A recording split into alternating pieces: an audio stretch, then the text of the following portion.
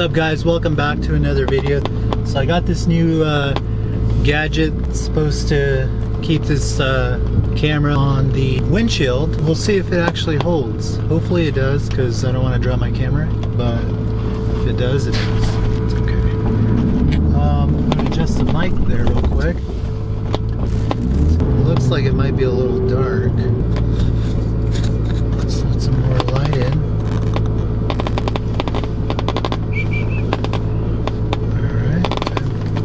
A little, but let's do this.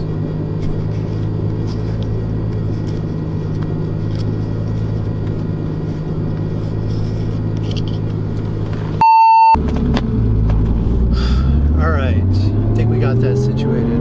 I appreciate you guys joining me on this fine Saturday afternoon. It's a cool 50 degrees here in Arizona. A little unusual weather that we've had here. If you guys are in the area, you guys know what I'm talking about. This morning I went out and my 335D was frozen. I kind of wanted to talk about something that maybe I didn't get to address a long time ago.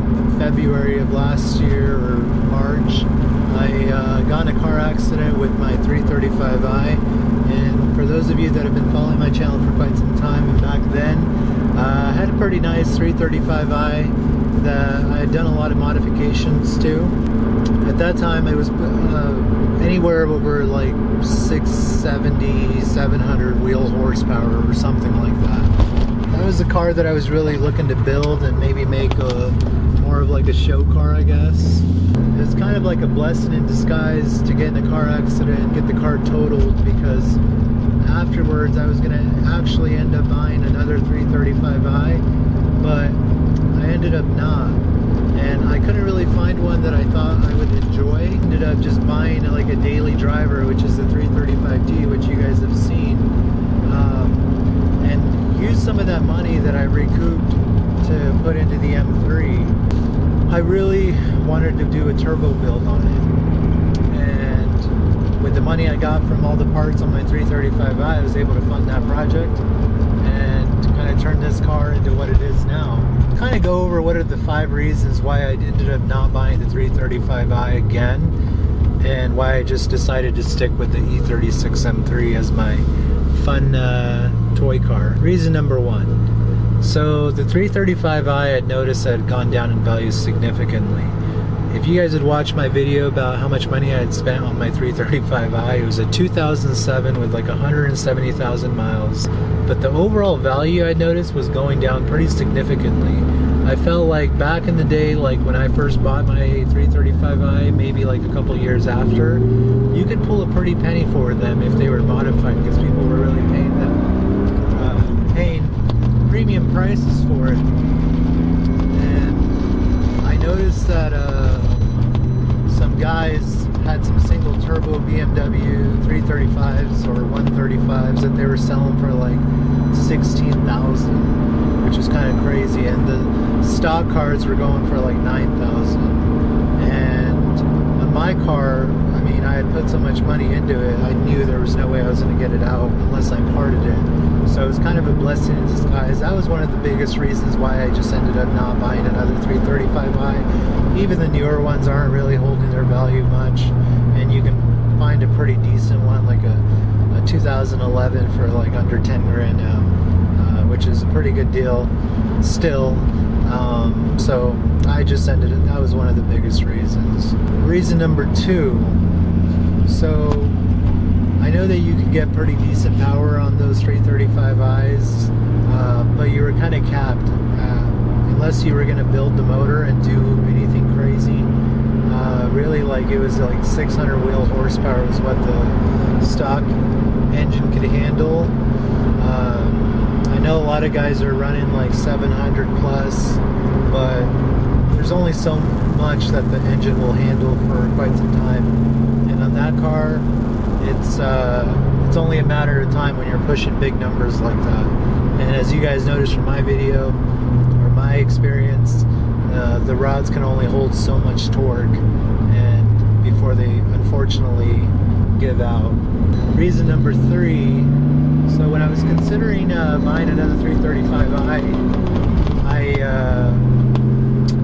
kind of looked at what I had in comparison. You know, a lot of guys actually buy 335i's, and nowadays they're so cheap that pretty much anyone can buy a 335i. I mean, they're like $5,000-6,000 bucks, you know, for a decent one. So I decided to just end up making this M3 a little bit more of like I decided to just put all my money into the M3. I thought it'd be a lot cooler and more unique to have a turbocharged M3. So you don't see them very often, and not too many people have them. And E36s in general, I mean, they're all usually beat up, and my M3, it's not in the greatest shape, but it's also not in the worst. So I would say it's right about a 6 out of 10 overall, maybe 7. Probably 6.5. And it would be, I thought it'd be a lot cooler just to build this M3, and I really enjoyed driving this M3. I just wanted it to have more power, which kind of leads me to reason number 4. The M3 from the factory only had 240 horsepower, and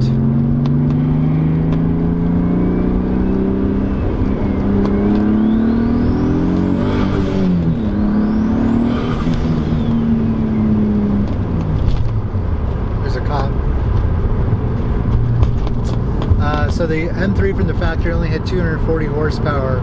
I was able to double that with this turbo, and for the car and the weight, it's perfect. I don't think I would go any much more than what I have now. I may, but I'd have to build the engine in order if I wanted to do that. And with the 335i, you know, I just think that it's a lot more unique to have a turbocharged E36 M3 than the 335i. Alright, the last reason why I chose to not buy another 335i is because the body lines of the E36 M3 are so much smoother in my opinion, and I think it looks more unique than the standard 335i. Now don't get me wrong, the E92s look pretty darn good, especially when they're modified, you know, and you lower them and you have nice wheels and you got all the exterior and interior mods. They definitely look a lot nicer. But when you think about like a stock E36 M3 and a stock E92, definitely take the E36 M3 just for its overall uniqueness and just the body styling. The body styling on the newer cars is so much different than the older styles, and I just prefer the older style of the BMW. So guys, those are the top 5 reasons why I chose not to buy another 335 and start that process over, and just rather focus more on my E36 M3. Guys, please make sure you subscribe to the channel. If you're new to the channel and this is the first video you're watching, please make sure you hit that subscribe button. I'm really going to do some car features in the future. Please also make sure that you follow me on Instagram for more photo updates and stuff like that.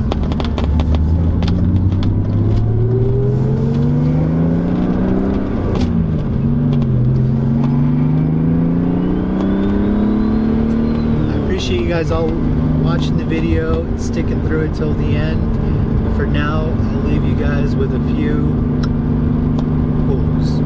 A few moments later.